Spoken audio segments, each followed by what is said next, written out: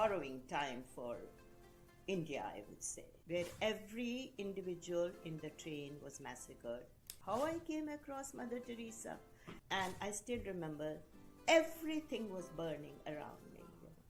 But it was a very traumatic period, and it was a period when we didn't have any money, There was total freedom.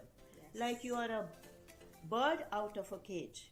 The politics, I think, they created this horror in the history of India.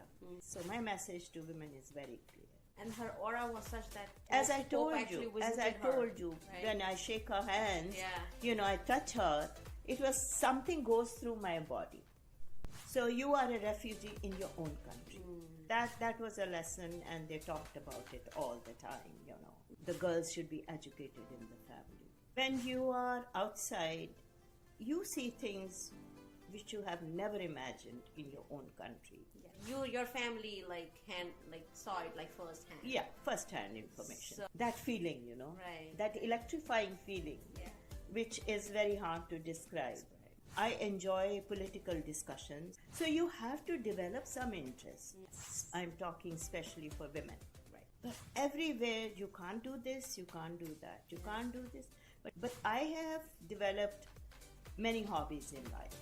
Like if I'm doing nothing, I'll buy some paintbrush. Most of them are girls, unfortunately. Yeah. What does a life of resilience, curiosity, and reinvention looks like? Born in Rawalpindi before partition, Asha Khurana began life with parents who had refugee status and went on to become a gold medalist, a researcher, teacher, volunteer, golfer, traveler, and jewelry designer. And even at 80 years old, she continues to learn, create, and follows new passion. From Chandigarh and France to Nigeria and beyond, her journey is a powerful reminder that age is never a limit to growth and adventure. Hi, Auntie. Hi, Bharti. It is so lovely to have you, and welcome to our podcast, Sunup Stories. Thank you so much for having me. With gratitude, I am here and open to anything you are ready to ask me. Thank you. And Auntie, I know you from so many years through Ashima. And whenever I've met you, talked to you, I always felt so inspired by the journey you had and so much to learn from you. And at this age, you're still so upbeat and going with the life with a positive attitude. I really get, inspired by you all the time. Thank you, Bharti. Thank you so much. So, Auntie, let me take you back to 1967.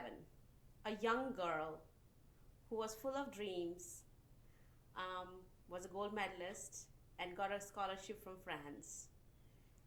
And this was like a one lifetime opportunity for you, but the family was like, I think we should get her married. Take me to that time and your feelings and how you cope up with that situation. Yes, Bharti, those were the days, when women had so many restrictions. You can't do this, you can't do that. And my father was backing me all the time. And he was one person who said a girl must go through all the education, any kind of education. Yeah. And he was very particular about that. We were only supposed to be doing reading, writing, learning, no extracurricular activities, which I felt, sometimes that I should go in for art. I was very fond of painting, but no, in our house it was studies all the way through. So after partition, my parents moved and they had hard time. So I was not a great student at that time. But I really peaked when I was in college and university. So I was gold medalist in both bachelor's and master's, and that helped me to get a scholarship by the government of India. It was between French government and Indian government. Everything was paid for. There was a lot of opposition in the house that I should not be allowed to venture out like this. But my father was solid force behind me. So I landed in France and started the project. But I had to learn French. I did learn a little bit of French in India, but I had to speak in French, write in French. So they put me through a course. It is called Cours pour étudiants étrangers, which means course for outsiders or foreigners, because there were so many foreigners in that university.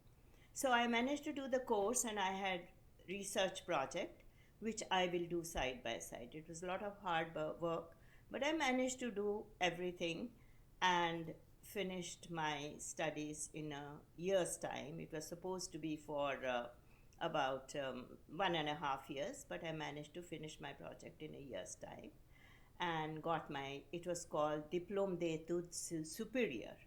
And there also I got it in flying colors. And people were very nice there. They helped me a lot. And by that time, I was speaking fluent French also. So I had to return. They were offering me higher studies, more scholarships, a job.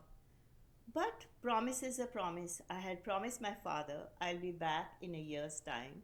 So there you go. I was back. So when I was back, I got a job in PGI, Chandigarh, Postgraduate Institute of Medical Sciences, as a research scholar. Good money. Those days, 500 rupees per month was a lot of money. So I was earning that, and I did research for 1 year. And then already, I had met my husband that time, and we were dating, and the plans for marriage were in the offing, and I got married. And after marriage also I was working in a brewery. Breweries, they make beer and all that, because my husband was working in a distillery, which was very interesting. They took me as biologist, microbiologist, because biology has been my subject. So I was testing the quality of beer without tasting it, because I never used to drink beer at all. Even my stint in France, I never drank a drop of alcohol. So I worked in the brewery, but that time I was expecting my first child, and so brewery period was over also. And then we moved to Calcutta.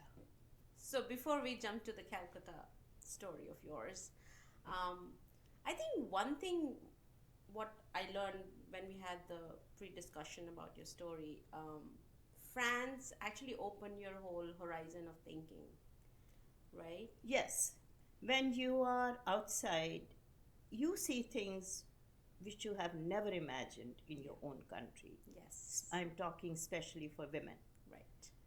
Women are so under, I don't know what should I call it, protection, or what is it? But everywhere, you can't do this, you can't do that, you can't do this. But when I found myself in France, there was total freedom.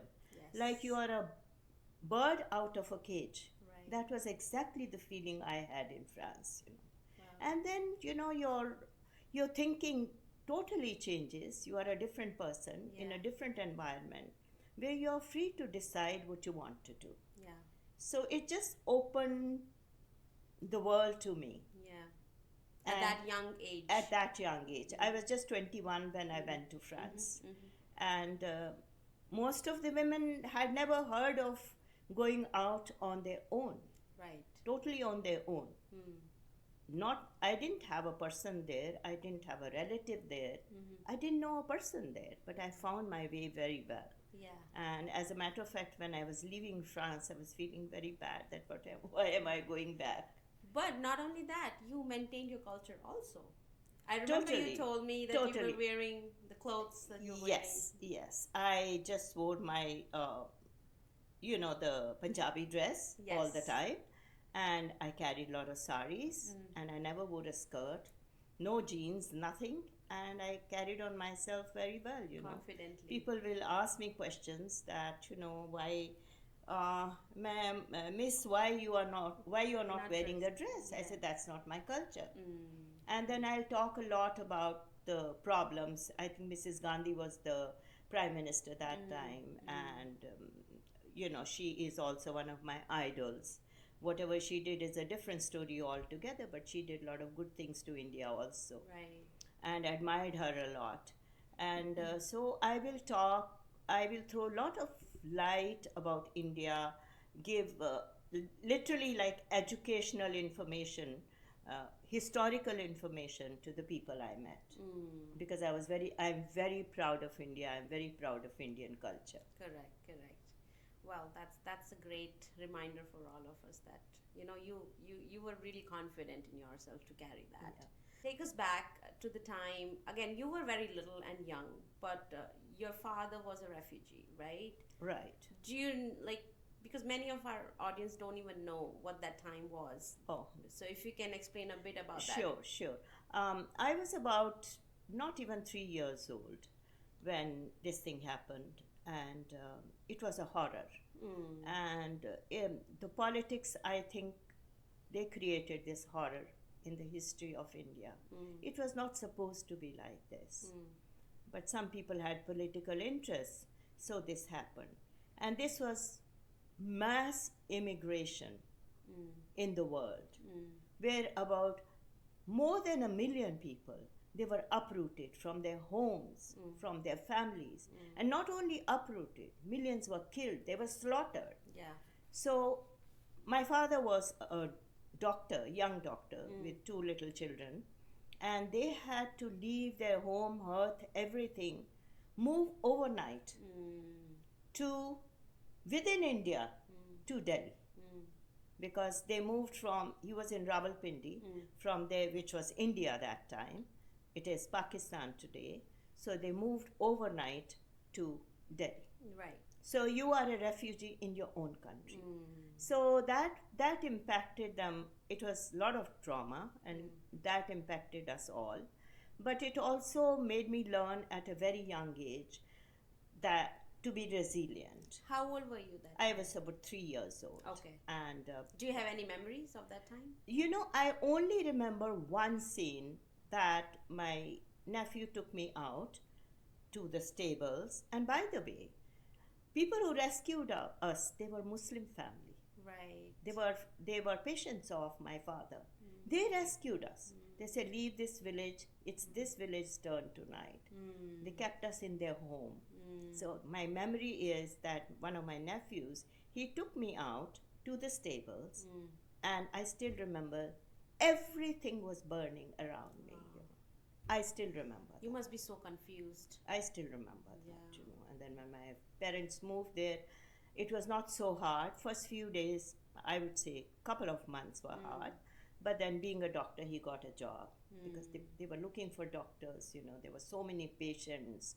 There was so many killing going on, and, there were refugee camps everywhere. And my father started working there, But it was a very traumatic period, and it was a period when we didn't have any money, So, but then that was a lesson, and they talked about it all the time, Right. Those were very harrowing time for India, I would say. Yeah, I think, like me personally, I know a bit about it, and I'm sure people must have heard it in like books, but your family saw it like firsthand. Yeah, first-hand information. So first-hand I'm sure it was information. very, very brutal times. Yeah. As a matter of fact, my grandfather, who was an engineer, and he was engineer with the Britishers those time, and he happened to be in the train, which was where every individual in the train was massacred, except one bogie was left, which was occupied by Britishers. And my grandfather, my Nanaji, he happened to be In there. that one. But they could, through peepholes, see the massacre going on outside. So sad. And there's a very interesting book written by Kushwant Singh. He was a great writer, and he was also the part of what went in India. He wrote the book. It's called Train to Pakistan. Yeah, I've heard of that book. Yeah. So he gives a lot of details, about that. Amazing. Okay, moving along. I feel like you've lived many lives in your one life, and the part that really stood out to me was the volunteer work that you did with Mother Teresa. Oh, yes. So if you can shed some light on that. Sure. That's actually my pet subject, because after moving from Delhi to Calcutta, it wasn't a great feeling, because Delhi is different than Calcutta. At least those days it used to be. And first few months were a little hard because they didn't like the surrounding, didn't like anything. Slowly, kids started their schooling there. Calcutta is known for its good schools, and they started schooling and one settled down. And also, I started teaching in St. Xavier's. St. Xavier, it's called St. Xavier's Collegiate School Okay. because they have part of it is college and then it's high school, and across the road there is the what you call as a primary school. Right. I was teaching the high students, class 9, 10, 11, and sometimes going across to college and taking some practicals. So that was a great experience. I taught there for 12, 13 years. And my son was my student also in class 9 and 10. Okay. Yeah. So, and that also was a great experience being in Calcutta, that I came across Mother Teresa. How I came across Mother Teresa? Because on Thursdays, I used to go to Shishu Bhavan. Mother Teresa had lot of shelters. Her shelters were Shishu Bhavan. Shishu Bhavan means where all the abandoned children, there are a lot of little babies who are abandoned. Most of them are girls, unfortunately. Yeah. So she and her people, they will pick them up and bring them to Shishu Bhavan. And I volunteered to work there on Thursdays. Why on Thursdays? Because when I was teaching in St. Xavier's, 2 off days were Thursdays and Sundays, not Saturdays. So Thursdays, there were a lot of women who will go and volunteer in Shishu Bhavan, taking care of these little babies. They were always short of volunteers. And really enjoyed that stint, and we'll come across mother sometimes. Most of the time, other nuns were there who were looking after the Shishu Bhavan. And then there was it was funny, there was a lot of adoptions going on there also. A lot of children were adopted by childless parents. And mostly they were foreigners. And there were some Indian parents. It is little sad to tell, but some of the Indian parents, after taking a child, after adoption, they will bring the baby back. For some reason or the other, baby is sick or not this, not that, and mother will get very upset about it. But I think then they started bringing legal things into it so that people don't bring Like the kids they make sure they make their mind before before they adopt a little baby. Then also they have another shelter which is called Nirmal Hriday. So Nirmal Hriday was also taken care of by, they had lot of nuns, because all these babies who are brought to the facility, they are adopted, and not all are adopted. What happens to the ones who are left? This is their home. Okay. They grow there. Okay. They work there. Then they are sent, because mother, she she became a nun at the age of 17, and then she came to India at the age of 18. And she was from Ireland, right? And no, she was from Armenia. Armenia. Macedonia, Okay. Armenia. She's from Armenia. Then she went to Ireland to be trained as a nun. Okay. Then she came to India, and then there she established Missionaries of Charity.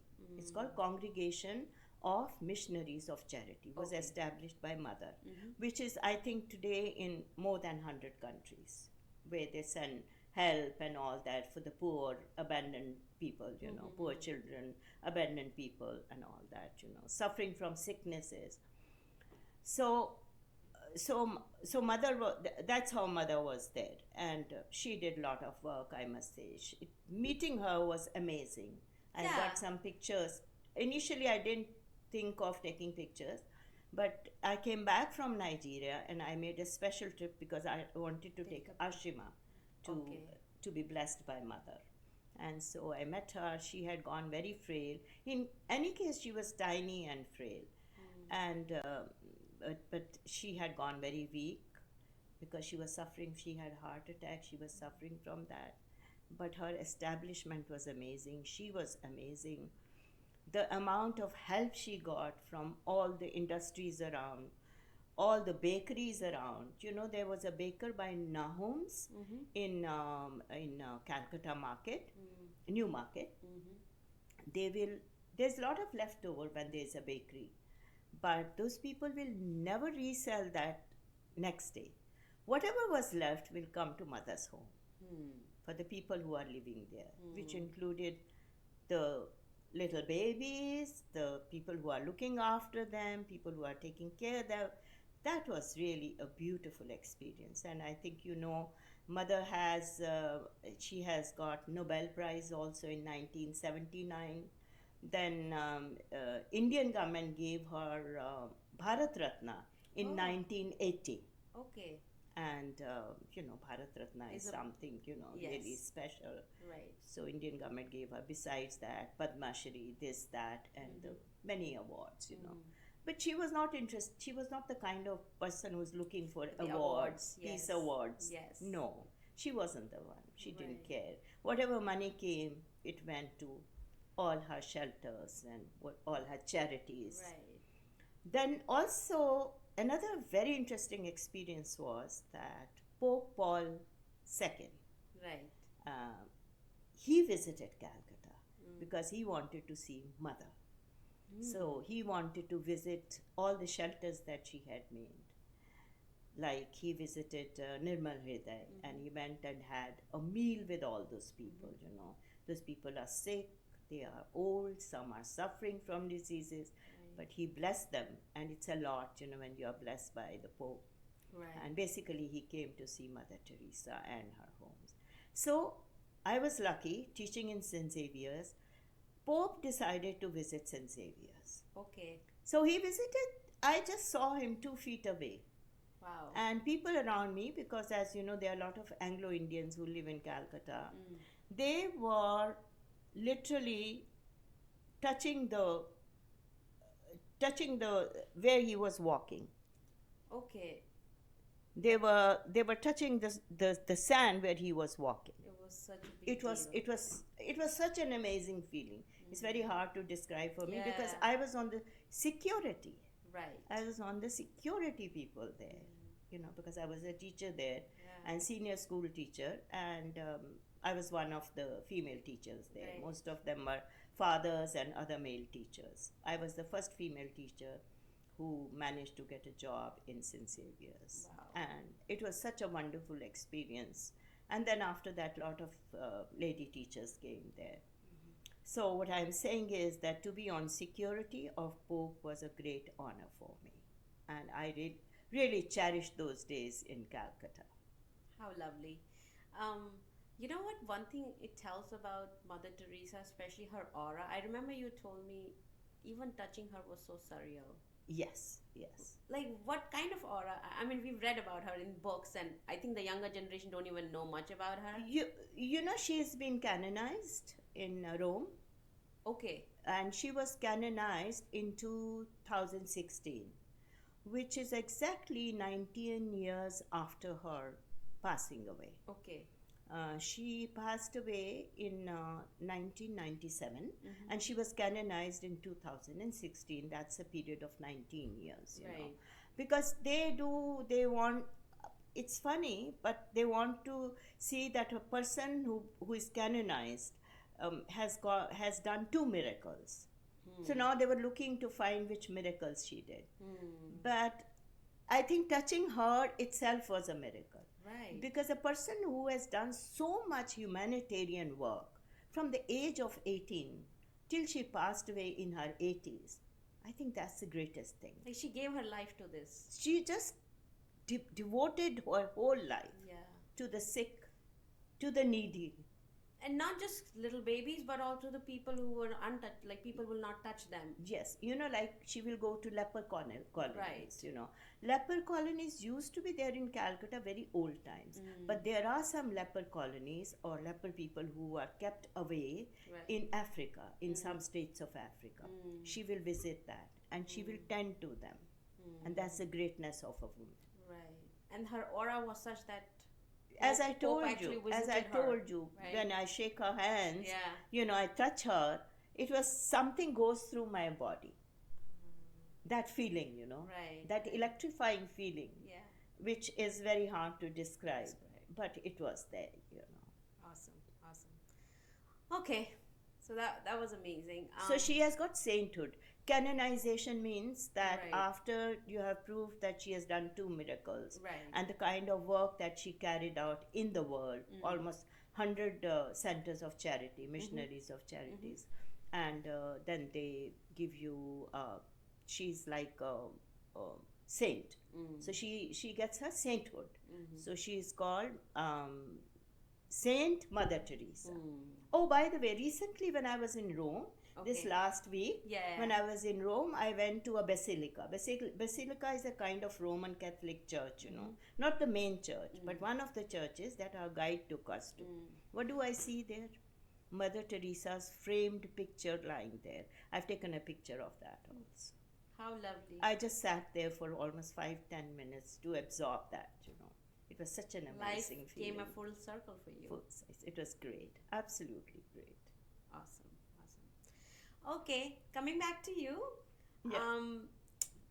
You've done so much more, and I want to touch upon that, especially your golf journey, Oh, yes. your jewelry designs, Okay. and even visiting glaciers at the age of 80 and walking Yes. 40 minutes to reach there. Tell me That's more about true. that. That's true. Okay, so we start with my golfing. Sure. So, golf again was a gift I got in Calcutta. Why I say gift? Because my husband started to play golf, and I said, "Oh my God, it's going to be such a boring game." Okay, let me start also, because golf means you're spending 3, 4, 5 hours on the golf course. Right. So I started with him also, took some lessons, and very soon golf became my partner in life. I started joining some tournaments, started winning them, and with my teaching and tending to the house and all that, I managed to get some time to play golf also. So we carried on. I kept on entering various tournaments with my husband, with my son, myself, and it's a great game. This is a game which connects you. Connects you with people, connects you with yourself. It's a game that you don't play against anybody, but you play against yourself. It teaches you, gives you a lot of strength, lot of resilience, and also you have to be very honest to play this game. And then it stays with you. You can start it anytime, and you can keep on playing till your old age. Now I am 80 plus, and I still play golf. Recently I was in Delhi, and I joined the senior group. When you are playing, then there are the junior groups, and then there are the senior groups. So I joined senior, and I was very pleased with myself that I won most of the senior group tournaments. So it goes on, and then I peaked in golf when we went to Nigeria, because I was not working in Nigeria, and I devoted all my time to golf, which means I was playing 4-5 days every day. That was walking. Sun in Nigeria is very strong, so walking was, it is a great exercise also. Made a lot of friends there, and also I became lady captain in the golfing club in Lagos. So Lagos is one of the big cities in Nigeria. So while I was the lady captain, it gave me a lot of opportunity to bring up golf and hold tournaments and have golf clinics. Golf clinic means that you give like to youngsters and the caddies, you get them lessons. You organize the lessons so they don't have to pay, and then you organize lessons, you organize tournaments for them, and caddies, caddies in India, caddies in Nigeria, they are a poor lot. They are not like caddies in America, where per round they get a lot of money, but they come from the poor ranks. So we try and improve their status, so they can play golf. And also it gave me a lot of opportunities to travel to other countries around, in Africa. Like I Okay. was in Nigeria, we went to Benin, we went to Kenya, we went to Ghana, South America, South Africa. So that was really a great period. And golfing is still there, it just carries on, and I just love it, absolutely love, very passionate about it.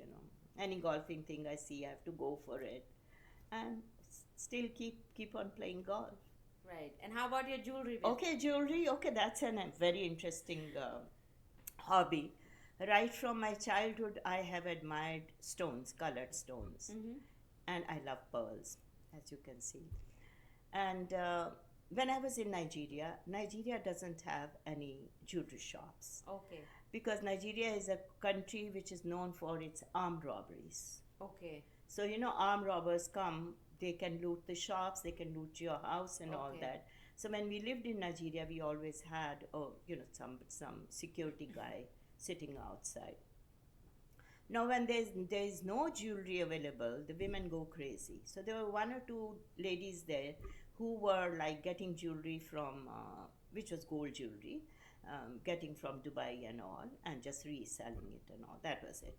But the designer jewelry was not there. So when I got some friends in my golfing circles, we always talked about jewelry, and they will always say that where do we get jewelry from? We hear India has got beautiful jewelry. So I actually started, um, selling some strings, like coral strings and strings like that. I'll get them made in India, have a small exhibition and sell them. And slowly I went into precious jewelry.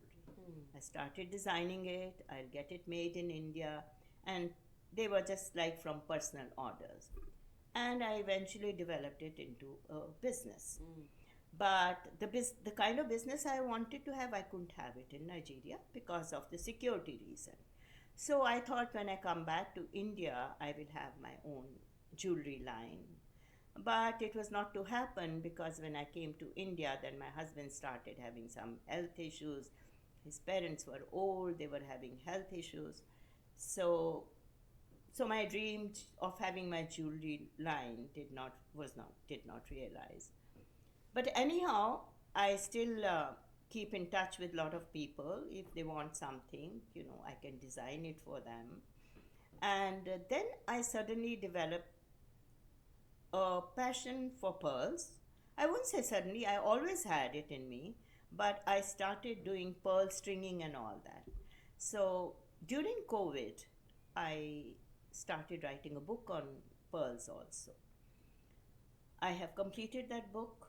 It's just waiting for me to publish it, and I think I this year I should be able to publish it.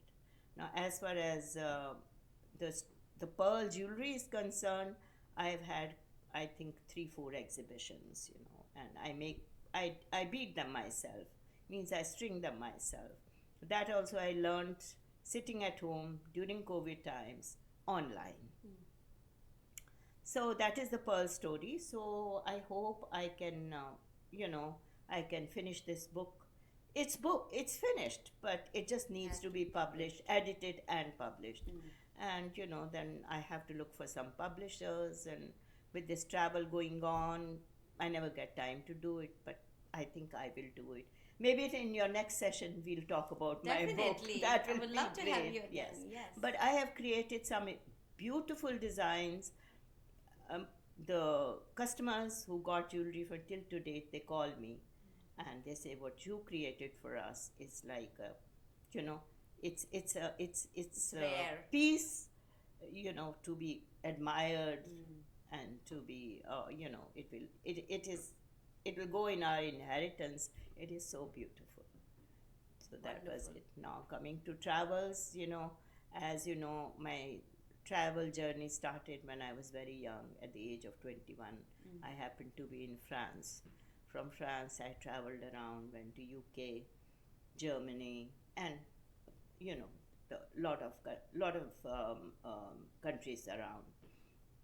France itself, they will take us out every week They wanted us to know culture, history of France. French history is very old, so is Italian history and all that. And after that, traveling never stopped because I also happened to live in outside country, which was Nigeria, because my husband started some business in Nigeria, so I was in Nigeria. From Nigeria, we traveled a lot in the African countries. Also, my father-in-law was in the foreign service. So when I got married and we had children and all, we had opportunity to visit them wherever they were. They were like in Argentina, they were in Europe, Mauritius, and then they came back to India, retired. So visited all these countries. And then now today travel is much easier, but I still travel a lot. I love to visit places. I have some of my favorite places. All time favorite, you'll be surprised. All time favorite remains Kashmir, which is in my own country. And after that, I would say Brazil is a beautiful country. That's South America. And I find South American countries are very beautiful. I made a trip to Peru, to Machu Picchu, which is one of the wonders of the world. And I had to climb for 40 minutes. I was, I think, 78 that time. And I don't know how I climbed to Machu Picchu. It was a 40 minutes steep climb. So I managed that. Then when I completed 80 years, my children decided that we need to go to Alaska on a cruise. So the whole family, my son's family, I have 7 grandchildren. So we all went, and then we had to go to a glacier, which I thought was going to be impossible to reach. The journey was like you take a bus, go there, then you take another bus, then you reach there, then you take a boat, cross the boat, get down. They made us wear long boots, and then also because there were boats, so the safety jackets. So it was like heavy gear on me, boots and safety jacket. So walking with that, and then another boat, crossing another. And then there is the glacier you can see, and you walk there and all that. So I managed that. Amazing. I don't know how, but I did. Because I think you didn't limit yourself in your head that you can do it. You Yeah. kept on going. Well, with it. I always say that, okay, start. Yeah. At the most, you will stop in midway. Right. Then children can take care of me. Right. But slowly, one reaches the peak, So, such is life, Yeah. One has to carry on. And you were curious to see the places, right? My love is actually, I love Europe because of its history, because of its heritage, because of the churches, the museums, and works, But I prefer to go to places which are ruled by nature, like Himalayas.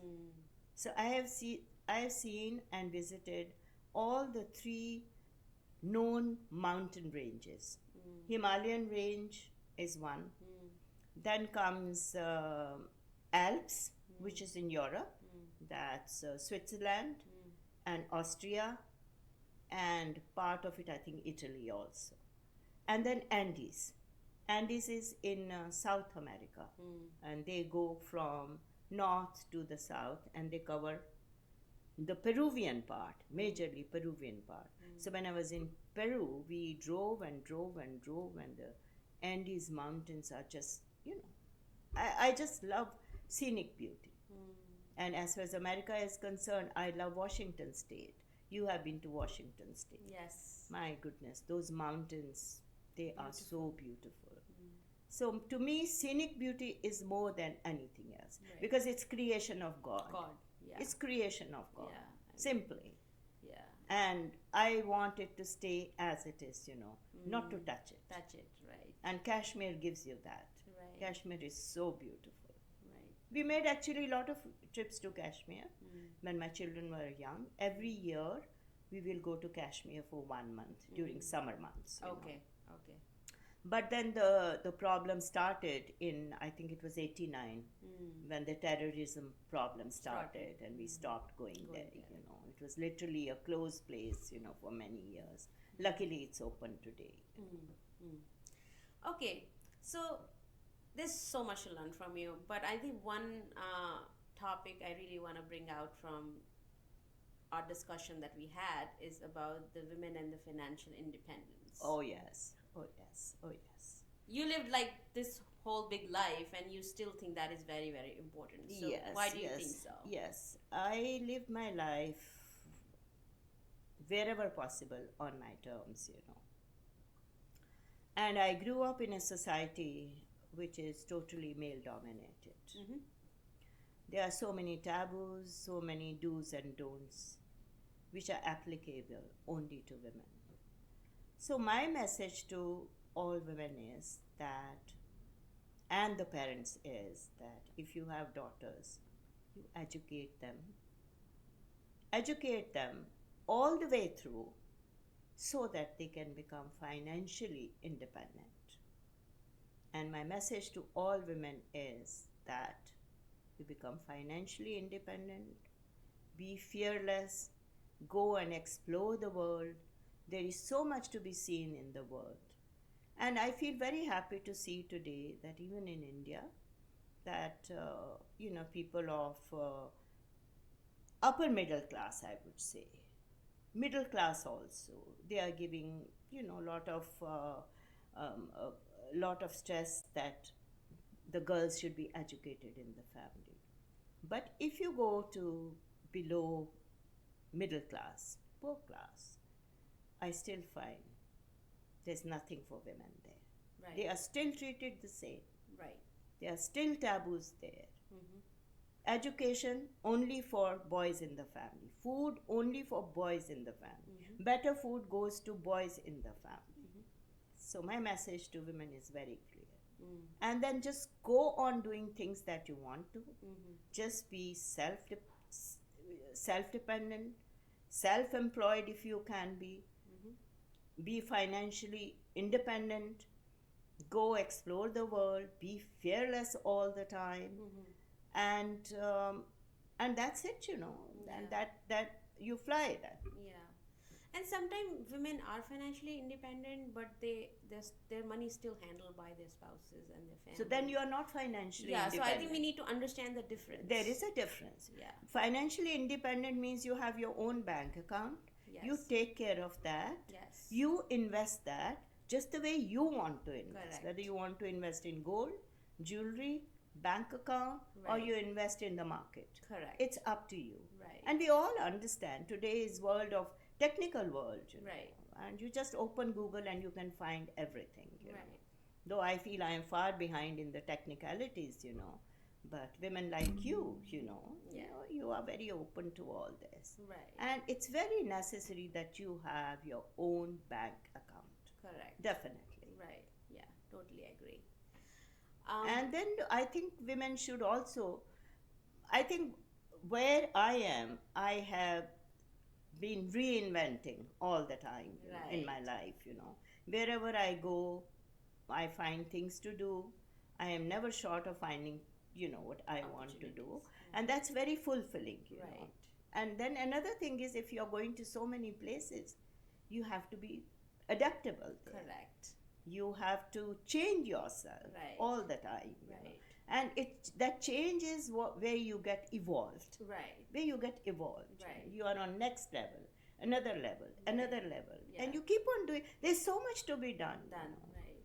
And like me now, I just been to the Mediterranean cruise, and there also was a lot of walking, and now I'm finding little harder to walk so much, But then there is so much to do, You can paint, you can garden, you can read. There is so much to read. You go to Google, you can open any topic. You can search for any topic. It's so easy today. Right. And I think what really was amazing to see, like, you were pretty much traveling because your husband has a business and he was the primary source of income, But that didn't stop you from making your own money by doing these all little things. All the And you were time. always financially independent. Um, Even though you were such a smart student and you had all the talents and skills to have your own career. But because we're talking about like many years ago, the life was different. So you still did not lose that independence yourself. And it was pretty admiring, to have Yeah, that. yeah. Sometimes it's a struggle also, but Yeah, yeah. a lot of yeah, struggle, Yeah. A lot of people come, there are a lot of eyebrows which are raised because I have done, by the way, modeling also. Right. And I have gone for pageants also. Yeah, you were Miss Chandigarh. I was Miss Chandigarh. Yes. I was Miss Chandigarh, then I became, after marriage, I went to Lucknow and I became Miss Lucknow there. That was Okay. after marriage. Yes. And then there was, I don't know if you have heard, Will's Cigarettes, Right. Will's company. They used to have something called Made for Each Other. Okay. So couples will go for that. Uh-huh. So me and my husband became Made for Each Other couple for Calcutta. How lovely.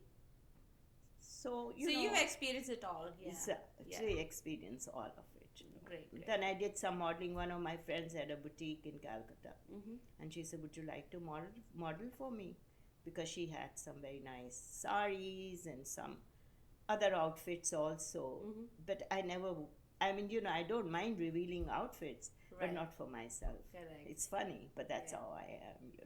So I did modeling for her, and my husband did not mind it. Right. Because I was much married Yeah, I think that's with two also kids good. and all that, but he did not mind. But I'm sure that elders in the family, they would not like it. It's okay. It's okay. It's Yeah. okay. Yeah. So we are at the end, and I think one of the reasons I wanted to bring you as a guest was part of it because I was talking to one of my friend.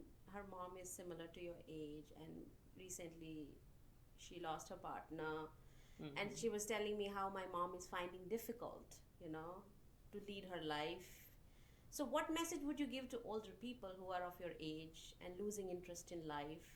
How to go about it? Because I feel you are definitely one of the great examples to lead a life at this age. Oh, well, at this age, you can't help but to become dependent in a way Yeah. to your children.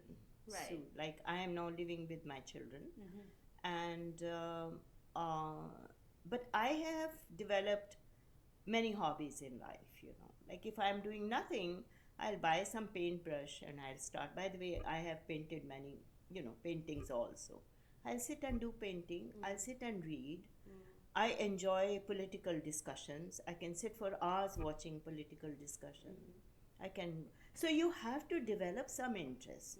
Now, if you don't have any interest in life, how do you pass your time? Whether you're old or you're young. Yeah. A lot of housewives in India, I see, they just do nothing. They really do nothing. They don't develop anything. So it is up to you, because otherwise you become so dependent on your children that you can't do anything about it. So my advice for her would be that at any age you can develop interest. Right. It's not a big deal. Yeah. Gardening is a great interest. Right. Just tend to your garden, make a vegetable garden. Yeah. How interesting is that? Right. Grow some flowers. Right. How beautiful is that? Right. Life is beautiful. Life is beautiful. There are so many beautiful things around. You admire a leaf, you admire a flower. Right. You admire the pebbles in the sea, when you walk by the beach. Right. What are you looking down for? That beautiful sand, those lovely pebbles, Right. that lovely sunset. Sunsets are my favorite subject because I'm planning to bring a book on sunsets also. I'm preparing that Okay. Okay. because when I see a sunset, I just go crazy. I have to take pictures. And most beautiful sunsets I see here in Florida. Okay. Yeah, most beautiful. Sitting in the house, I see sunsets because there's a lake So it's behind like a the happy house. moment every day. Every day, every evening. So Beautiful. that's my point. Yeah. You have to look at life. It's not in your hands. when it ends. Yeah. It is not in your hand. Yeah. So don't go about talking, when will it? When it has to end, It will end, right?